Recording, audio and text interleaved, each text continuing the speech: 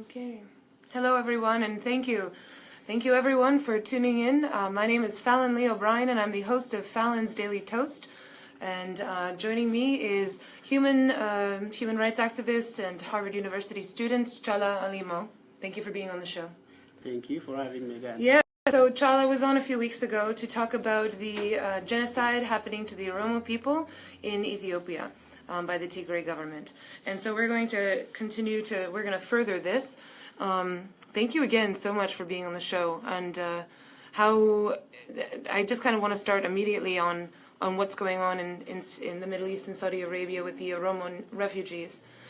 So currently Oromo people that have been displaced are taking refuge in the Middle East, predominantly Saudi Arabia, and the majority of them are women and children. Can you tell the world, especially the United Nations and the U.S.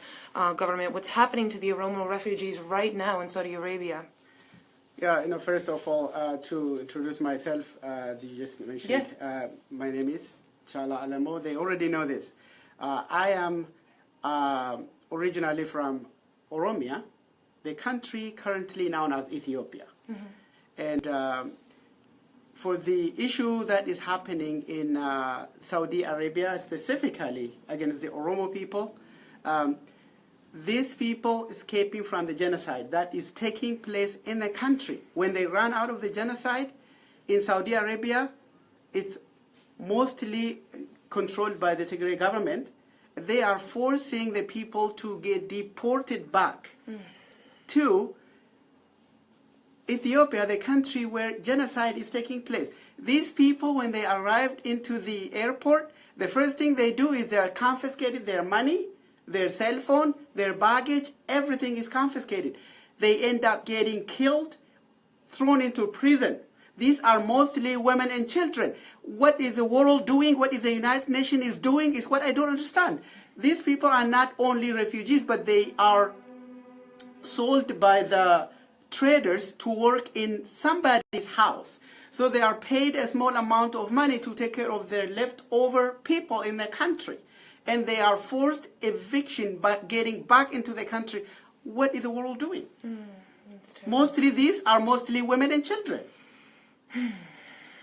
Now, you've spoken several times that AlShabaab was created by the Tigray government in 2005 and 2006 to manipulate the Western leaders and make money and material support. You state that they have labeled the indigenous Oromo nation as extremist. Can you explain more? Exactly. Yeah, it is true that the Tigray government created AlShabaab in 2005. For those of my audience that don't know AlShabaab, could you talk a little bit, give them some behind the scenes or like background story? AlShabaab is an extremism group that is based in Somalia, that is created just like a terrorist organization. They are the network is a terrorist organization. Now, in 2005, what happened in Ethiopia, the Tigray government lost the entire election. By the way, in 2005, they made the media free and available for everyone to campaign. That time, it was one television media was open to the public, and opposition leaders campaigned aggressively about it, and they won the election. So the Tigray government was defeated. Then, by that time, the U.S. president was George W. Bush. And then their European Union election observer, I believe Ana Gomez, was in the country. She witnessed it, and she was labeled a terrorist, was forced to leave Ethiopia in 24 hours because she witnessed the election, that the Tigray government was defeated. And then what happened? They lost a popularity in the European leaders and the U.S. government. Then what they did is in 2006, some people say, oh, CIA knows about it, that AlShabaab was not created by the Tigray government. No. They went to Somalia and they recruited AlShabaab group with the Somalian government to manipulate the money from Western leaders. So they did it so that there is no peace and stability in Somalia. Because if there is peace and stability in Somalia, You don't see influx of refugees. Somalian people are just suffering in every refugee camps in Dadaab, in Kakuma, and everywhere. This is because the Tigray government created a strategy to make sure that there is no peace and stability in Somalia. Because if there is peace and stability in Somalia, there's not going to be terrorism and AlShabaab at all. And that they created in 2006. How do I know this? Well, look, the Oromo nation, the indigenous people of the country, those who used to work with the Tigray government in a peaceful way, after they learned that the Tigray government created AlShabaab, they left the country. Some of the people who used to be in a high position, they left. They're living in some Europe, United States, some other countries. And the military generals, they left the country, the Oromos, because they opposed the Tigray government creating AlShabaab to manipulate the Western power, getting money and materials. And what they did is they labeled the Oromo nation as AlShabaab so that anybody get killed, they don't get justice. And genocide is now justified by the AlShabaab, saying that Oromo people are extremists and AlShabaab. Oromo Liberation Front is the organization established in 1972 that everybody knows. The peaceful organization struggled for the Oromo freedom. This has been labeled as a group by the government, which the world leaders did not even accept it. And the Oromo people have shown the world armed cross over their head that show they're peaceful people in the world. So the Tigray government created AlShabaab, and many people, if I'm only talking about the Oromo people, but some other non-Oromos are witness to this. They just don't want to make themselves a public figure and speak out what is happening. Wow. So it looks like the world, though, is moving forward on the issue of genocide against the Oromo nation in Ethiopia. Do you believe that the opportunity to speak in front of the former Secretary of United Nations, KiMoon at Harvard, might have helped that happen? Because that happened, did that happen 2 days following your interview with Melanie Morris? That's correct. Okay. You know, one of the privilege of being at Ivy League universities such as Harvard, whatever you speak out of here, represent the voiceless people. These universities where freedom is almost guaranteed to everyone. And I'm speaking in my behalf, not in behalf of the university. The university brings a lot of people to here, to the campus, where as a student we have a privilege to meet and speak to them. Mm-hmm. I got an opportunity to speak in front of KiMoon as a genocide taking place against the Oromo nation. He did not oppose it. He understood the thing. He knows it. And following that interview with Melanie Morris, thanks to her, after I had an interview with her, in less than 3 days, the United Nations was forced to visit the country. But here is the funny thing that happened. Well, I think that's the next question is how much, you mentioned that, so the UN went in the morning, but how much access did they have to the sea? How, did they have access to speak to the political prisoners? Where did they travel to? Nothing. They did not have enough access to the country, because here is what happened when the United Nations is visiting the country, or even US, somebody is sent. Here is what happened. They clear all the streets and everything is okay. So the military are forced to get back into the camp, and the world looks, the Ethiopia roads look safe, everything looks very nice. People are shoved into their house, military went back into the camp. So when the UN personnel arrives, they say, look, it's peaceful. It's peaceful. It's a terrorist group. It's just AlShabaab group that's making anything up. The road is clear. But the moment that someone from the United Nations or US fly back, the killing, genocide starts. That's what's happening in the country. So they didn't have access to speak with political prisoners like Dr. Merera Gudina or Mr. Bakela Garba and others? That is what worries us. There was the information that our icon, an activist, mentioned that Bakala Garba was visited. But we are not sure. Dr. Marara was not visited. We don't even know if he's alive or not. And many of them, I couldn't even mention their name. There are a lot of Oromo political prisoners. None of them are visited. But as I said, our icon mentioned that Bakala Garba was visited. We don't have evidence to that.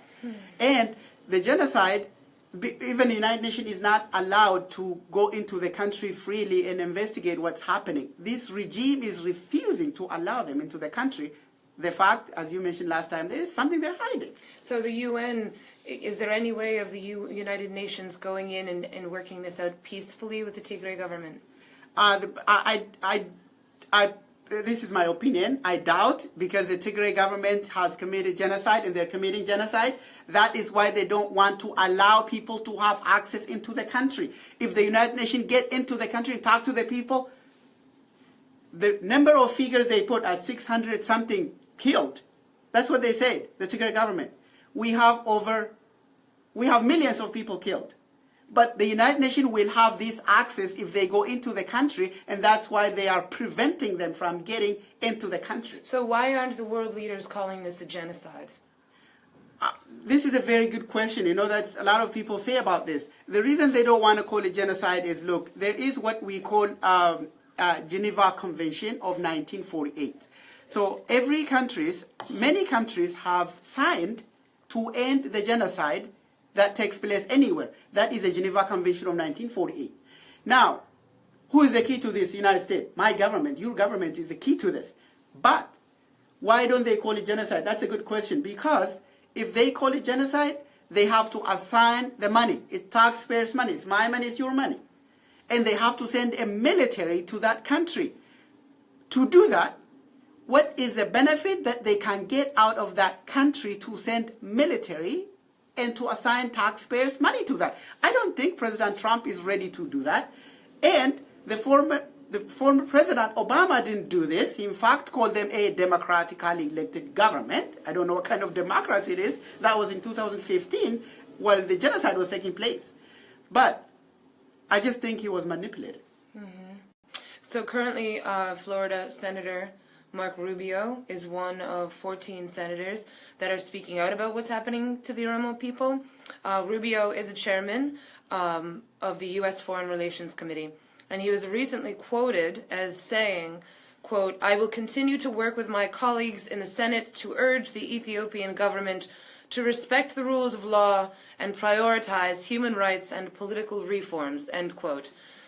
Who is Rubio referring to when he says Ethiopian government? That is a question of a lot of people. Ethiopia does not have a government. Because who elected the Tigray government? The Tigray government is elected by themselves, not even by the Tigray people. So they were defeated by the Ethiopian government and then came on with force? The country is under a military rule. There is no election. When there was election took place, the people voted them out. Even 100% of the Tigray government did not vote for them because they don't even like them. Are they speaking up? No. They don't want to speak it up, the Tigray people, but they didn't even vote for them. Who is he referring to when he called Ethiopian government? That is a question of everybody. That's the mafia group that is on power by the name of the Tigray ethnic group. They are the collection of Tigray ethnic group. They control military power, money, ministerial position, information, only one television in the country that talks about government is angel, people are devil. That is the television network they have. One radio television, one television network. That shows the government is angel and doing everything, the people are devil and doing nothing.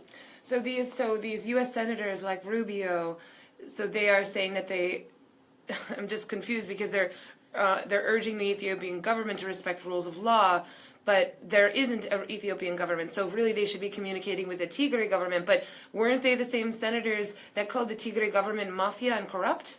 So how are they going to have this conversation with people that they are? I don't think that's going to happen, do you? Well, this is very interesting questions. Yes, just a few months ago, these same senators called the Tigray government a corrupt and mafia. So Ethiopia doesn't have a government. If Rubio wants to do this, he's going to be talking to the Tigray government. And if the Tigray government are labeled as corrupt and mafia, if Rubio wants to cooperate with them, I don't know in what way he's going to cooperate with the corrupt and mafia. That's a good question. So what do you think that Rubio should do to succeed in his efforts to change the regime? Avoid the Tigray government and work with the Oromo nation. Okay. That will make him succeed. Otherwise, look, the former leaders made a connection with the Tigray government, and there is a lot of WikiLeaks brought out the corruption. You know what I mean? Rubio might try to work with the Tigray government, but they will come to him with the money, their corrupt ideologies, corrupt money. Is Rubio going to be involved in that? That's a good question. He must absolutely avoid them. That's my opinion. Avoid the Tigray government. They are corrupt and mafias. Work with the Oromo nation. There are activists, there are leaders, intellectuals, Oromo prisoners, political prisoners are in the country. Free them up and then talk to them. That will make you succeed. And lastly, what do you want the world to focus on immediately about what's going on? Like, what's really pressing right now? I mean, what comes to mind is all of these women and children that are being forced out of the Middle East, predominantly Saudi Arabia, and sent back to Ethiopia just to be potentially jailed or murdered. So how can we stop this? The world must send a clear message to the United Nations High Commissioner for Refugees that is located in Saudi Arabia. Okay. There are people who are calling me and saying, what can they do? They are calling some of the activists like me and saying, what can we do? What is a chance? Those who are already taken back into the country, many of them faced execution, thrown into jail. They take out, confiscate their phone. If there is anything found in their phone, especially using Facebook, is considered a crime. A crime. So when they confiscate their phone, many of them don't have enough education, but they have Facebook, they leave it out there. They confiscate it in the airport. Their money is taken away where they work like a slave in Arab people's house. And then that money, some of them are taken away by the Saudi Arabian police by themselves. And then the leftover they have, they got deported back together. The Tigray military take away and kill them, throw them into jail. This is a crime against humanity, more than a crime against humanity. And the world must focus to save these women and children who are forced to get deported to the country. They must send a message to the United Nations in Saudi Arabia to give a call, open the door for the Oromo nation who are actually suffering out there in every refugee camps. I know I'm only speaking about the Oromo nation. I know this problem is going on in Burundi, another genocide is going on, in Sierra Leone. There are some different countries the problem is going on. I'm only focusing on the country that I know everything I'm speaking, I have evidence for. Okay? The world is torn apart, and I urge the United Nations and U.S. government to focus on Oromo refugees, currently, especially in Saudi Arabia. And the United Nations must open the door for them and welcome them. Yes, let us open the door and welcome them. Thank you so much for being on the show. You're welcome. Thank you so much. And so much love to the Oromo people, and heart and love is with you. Keep up the good work, okay? Thanks so much. Thank you.